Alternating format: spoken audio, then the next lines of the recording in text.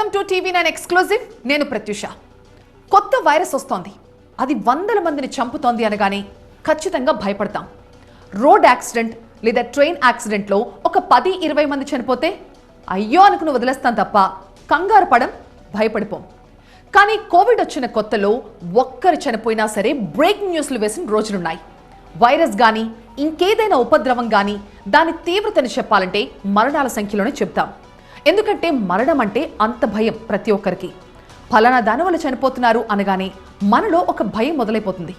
అమ్మో చనిపోతున్నారంట అని వణికిపోతాం.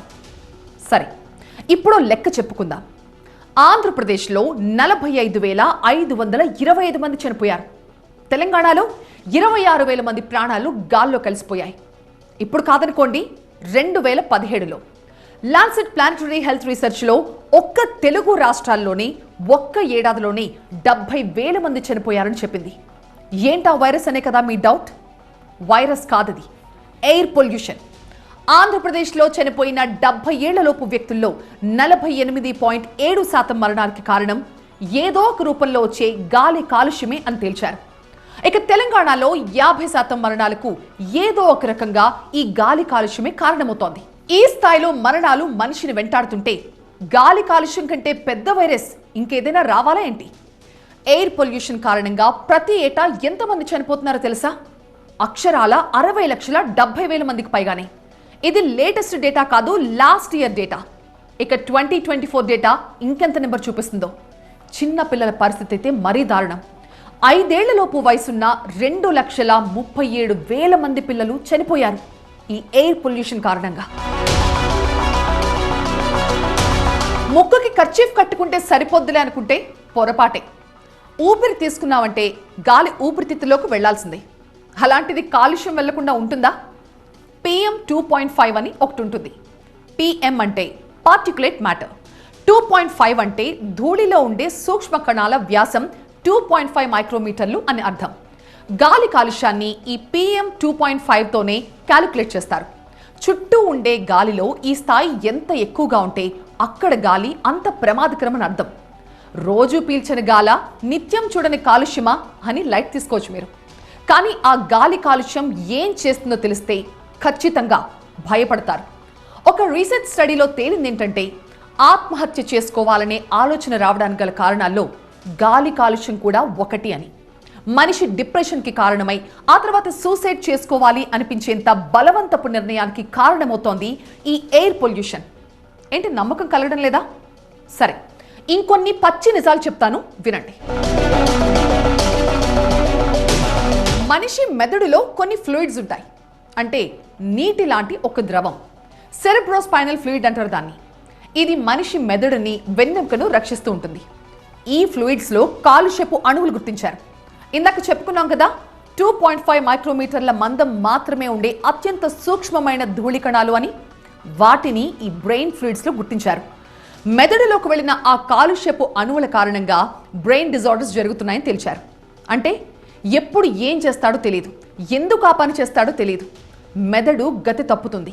దీన్నే మతి తప్పడం అంటారు. కాలుష్యమేగా, వెళ్లేది ఊపిరితిత్తుల్లోకేగా అని లైట్ తీసుకుంటారు. కానీ లంగ్స్ నుంచి రక్తంలోకి వెళ్ళి అక్కడి నుంచి మెదడులోకి వెళ్తుంది. సో గాలి కాలుష్యంతో ఊపిరితిత్తులు, గుండె మాత్రమే కాదు, మెదడు వరకు చేరి మొత్తం వ్యవస్థని పాడు చేస్తోంది. మెదడులోకి ధూళి కణాలు వెళ్లడం కారణంగా మనిషి మానసిక సంబంధిత సమస్యలతో బాధపడుతున్నారని బర్మింగ్హామ్ యూనివర్సిటీ సైంటిస్టులు సైతం తేల్చారు. జస్ట్ ధూళి కణాలే అని సింపుల్గా చెప్తున్నాం, కానీ వాస్తవానికి అది డస్ట్ కాదు, టాక్సిక్స్ అంటే విష రసాయనాలు. మైక్రోస్కోప్ పెట్టి చూస్తే తప్ప కంటికి కనబడిని ఆ విషధూళి కణాలే మనిషి మెదడులోని ఫ్లూయిడ్స్లో కనిపించాయట.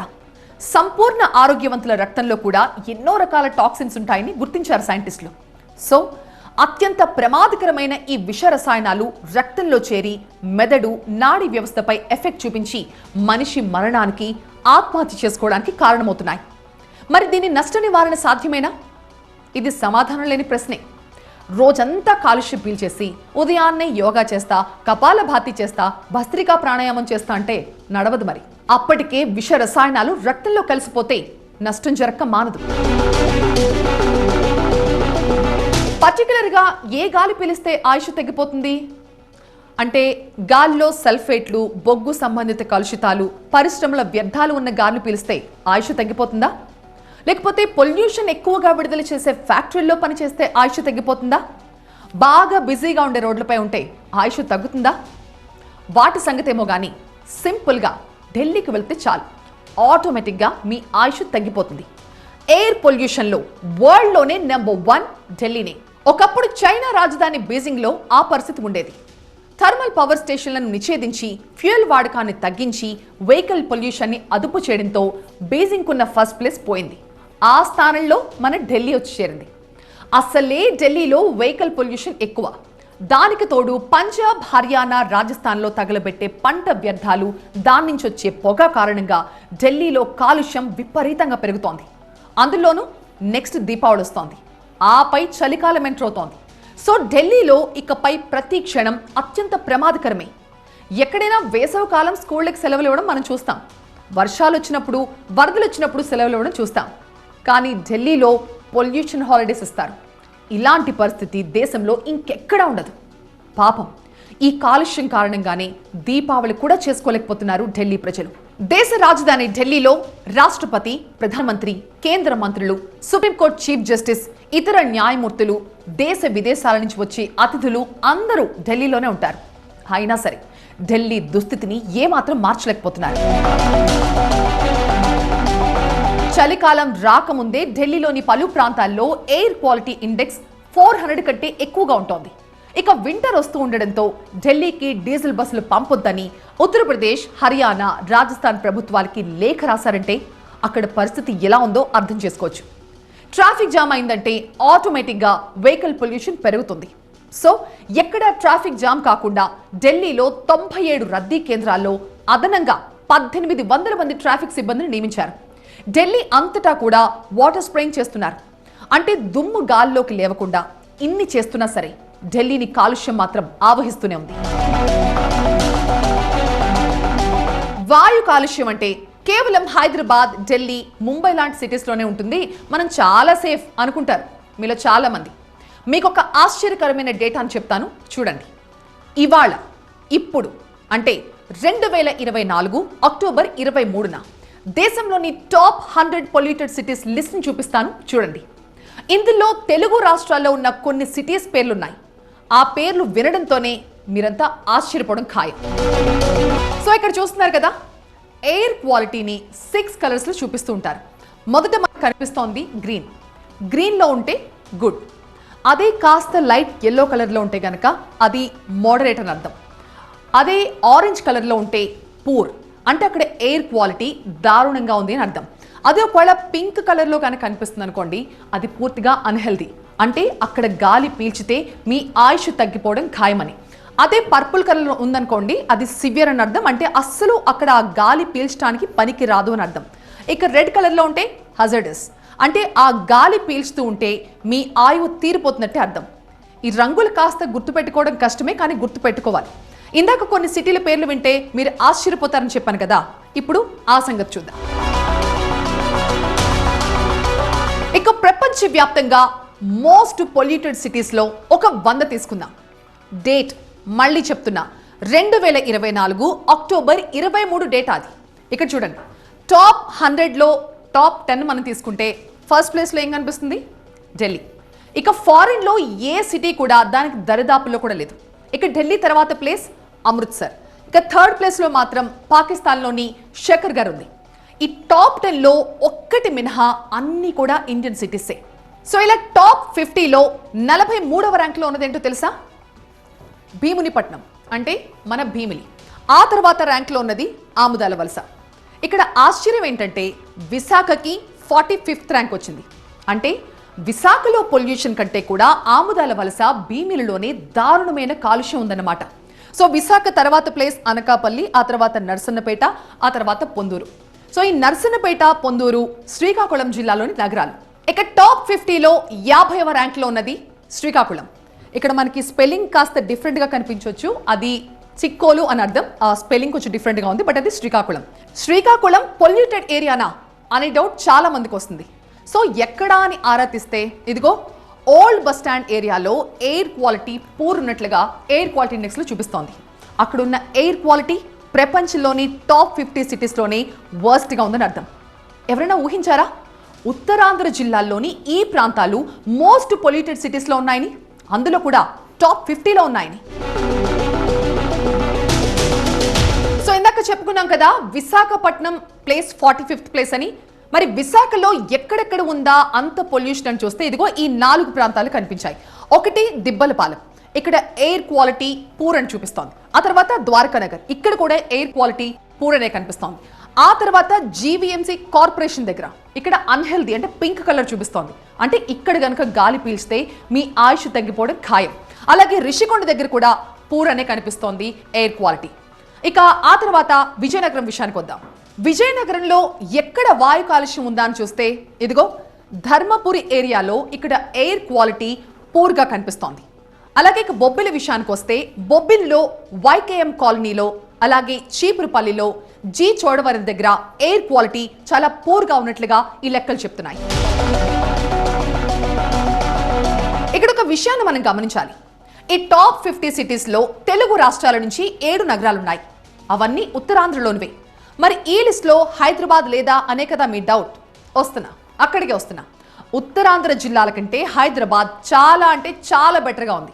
సో చూసారు కదా హైదరాబాద్లో పరిస్థితి లైట్ ఎల్లోయిష్ కలర్లో ఉంది. అంటే ఇక్కడ పర్వాలేదు అని అర్థం, కాస్త గాలి పీల్చుకోవచ్చు. అంటే హైదరాబాద్లో గాలి పీల్చినా పర్లేదు, కానీ ఉత్తరాంధ్రలోని ఈ 7 నగరాలు భీమిలి, ఆముదాల వలస, విశాఖ, అనకాపల్లి, నర్సన్నపేట, పొందూరు, శ్రీకాకుళం, ఈ నగరాల్లో గాలి పీల్చడం మాత్రం డేంజరే. చూసారుగా హైదరాబాద్ లైట్ గ్రీన్ జోన్లో ఉంటే ఏపీలోని 7 నగరాలు ఆరెంజ్ జోన్లో ఉన్నాయి. ఇప్పుడు టాప్ 50 నుంచి టాప్ 100 సిటీస్ చూద్దాం. మళ్ళీ చెప్తున్నా, కేవలం ఇండియాలోని నగరాల జాబితా కాదిది. ప్రపంచవ్యాప్తంగా వాయు కాలుష్యంలో టాప్లో ఉన్న నగరాల జాబితా ఇది. ఇప్పటికే టాప్ 50లో 7 నగరాలు ఆంధ్రప్రదేశ్ నుంచే ఉన్నాయి. ఇప్పుడు టాప్ 50 నుంచి 100 వరకు చూద్దాం. ఇక్కడ చూసారా 51వ ర్యాంక్ చీపురుపల్లి, అలాగే 54 బొబ్బిలి, 57 విజయనగరం. అంటే టాప్ 100 మోస్ట్ పొల్యూటెడ్ సిటీస్లో 10 నగరాలు ఆంధ్రప్రదేశ్వే. అందులోనూ ఉత్తరాంధ్ర జిల్లాల నుంచే ఉన్నాయి. తిరుపతి, విజయవాడ, శ్రీ సిటీ లాంటి పారిశ్రామిక ప్రాంతం ఉన్న నెల్లూరు, చిత్తూరు జిల్లాలు కూడా వీటికంటే చాలా బెటర్గా ఉన్నాయి. ఇక ఇక్కడ చూడండి ముంబై 84వ ర్యాంక్. అంటే ముంబై కంటే కూడా ఉత్తరాంధ్ర జిల్లాల్లోని గాలి మహా డేంజర్ అని చూపిస్తోంది ఈ ఎయిర్ క్వాలిటీ ఇండెక్స్. ఇక్కడ ఒక విషయం మీరు గమనించారా? ప్రపంచవ్యాప్తంగా వాయు కాలుష్యం ఎక్కువగా ఉన్న నగరాల జాబితాలో తెలంగాణ నుంచి ఒక్క నగరం కూడా లేదు, ఇంక్లూడింగ్ హైదరాబాద్. అలాగని తెలంగాణలో కానీ ఆంధ్రప్రదేశ్లో కానీ ఇతర జిల్లాల్లో అసలు కాలుష్యమే లేదు అని అనుకోవడానికి వీల్లేదు. హైదరాబాద్లో కూడా పొల్యూషన్ ఉంది, కానీ ఎయిర్ క్వాలిటీ ఇండెక్స్ సాధారణంగా 80 నుంచి 90 పాయింట్ల మధ్య ఉంటుంది. ఢిల్లీలో అయితే 400 పాయింట్లు దాటుతుంది. బెల్లంపల్లి, రామగుండం, మందమరి లాంటి కోల్ మైన్ ఏరియాల్లో అప్పుడప్పుడు, అలాగే మహబూబ్ నగర్, కర్నూలు, తిరుపతి, అనంతపురం వంటి సిటీల్లో పొల్యూషన్ పెరుగుతూ ఉంటుంది.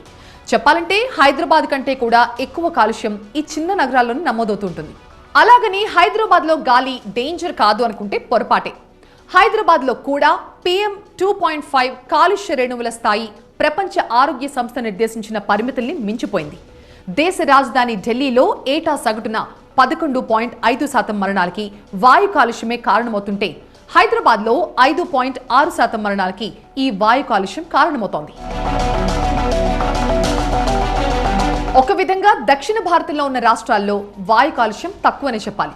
ఒక్క విశాఖను మాత్రం ఈ జాబితా నుంచి మినహాయించాలి. చెన్నై, బెంగళూరు, హైదరాబాద్ వంటి మెట్రో సిటీస్లో వాయు కాలుష్యం ఉన్నా కూడా మిగతా మెట్రో సిటీస్తో పోల్చితే తక్కువే. ప్రధానంగా ఉత్తర భారతంలోని రాష్ట్రాల పరిస్థితి దారుణంగా ఉంది. యూనివర్సిటీ ఆఫ్ షికాగోలో ఎనర్జీ పాలసీ ఇన్స్టిట్యూట్ చేసిన రీసెర్చ్లో మధ్య భారతం, ఉత్తర భారతంలో నివసిస్తున్న వారిలో 48 కోట్ల మంది ఈ వాయు కాలుష్యపు కోరల్లో చిక్కుకున్నారు అని చెప్పారు. కేవలం ఈ కాలుష్యం కారణంగానే దేశంలో సుమారు 40% మంది జీవితకాలం అంటే ఆయుష్ 9 ఏళ్ల వరకు తగ్గిపోతున్నట్లుగా చెప్పింది ఈ రీసెర్చ్ రిపోర్ట్. ఈ వాయు కాలుష్యం కారణంగా చాలా జబ్బులు వస్తున్నాయి. ఇప్పుడు హార్ట్ అటాక్స్, డయాబెటీస్, లంగ్ ఇన్ఫెక్షన్లు, శ్వాసకోశ వ్యాధులు, వీటన్నింటికి ఎయిర్ పొల్యూషనే కారణం. గాలి కాలుష్యం తగ్గించలేకపోయినా కనీసం సాధారణ స్థాయిలో మెయింటైన్ చేసైనా సరే మనిషి ఆయుష్ని మరొక 1.5 ఏడాది ఈజీగా పెంచొచ్చని చెప్తున్నారు. సో వాయు కాలుష్యం ఆయువు తీస్తోంది అని చెప్పడానికి ఇంతకంటే ఇంకేం కావాలి రుజువులు? శ్వాస ఉందంటే జీవుడు ఉన్నట్టే. శ్వాసతో మొదలై శ్వాసతో అంతమయ్యేది జీవితం. మనిషిలో శ్వాసను నింపి ఆయుష్ను పోస్తాడు ఆ భగవంతుడు. ఆ ఆయువు ఎన్ని సంవత్సరాలు అనే లెక్కలో కాకుండా ఎన్ని శ్వాసలు తీసుకుంటాడు అనే లెక్కతో మనిషి ఆయుష్ నిర్ణయం అవుతుంది అంటుంది మన ధర్మశాస్త్రం. కానీ మనిషి కొత్త రాత రాసుకున్నాడు. పీల్చేది ఒక్క శ్వాస అయినా కూడా అత్యంత ప్రమాదకరమైన వాయువుని పీల్చుతూ తన ఆయువుని తానే తీసేసుకుంటున్నాడు. మరి ఈ పొల్యూషన్కి సొల్యూషన్ లేదా అంటే ఒక విధంగా మనిషి చేతిలో లేనట్టే. కోవిడ్ లాంటి వైరస్ ఏదో వచ్చి లాక్డౌన్లు షట్డౌన్లు చేస్తే అప్పుడు మాత్రమే ఎయిర్ ప్యూరిఫై అవుతుంది. లేదా ఇప్పుడున్న ప్రపంచం పూర్తిగా మారితే తప్ప కాలుష్యం కంట్రోల్లోకి రాదు. పెట్రోల్ డీజిల్ అవసరమే లేని వాహనాలు రావాలి. బొగ్గుని కాల్చే అవసరమే రాకుండా చూసుకోవాలి. అలాంటి వాతావరణం సృష్టించినప్పుడే ఎయిర్ పొల్యూషన్ కూడా తగ్గుతుంది. ఇది వాటి ఎక్స్క్లూజివ్. చూస్తూనే ఉండండి టీవీ9.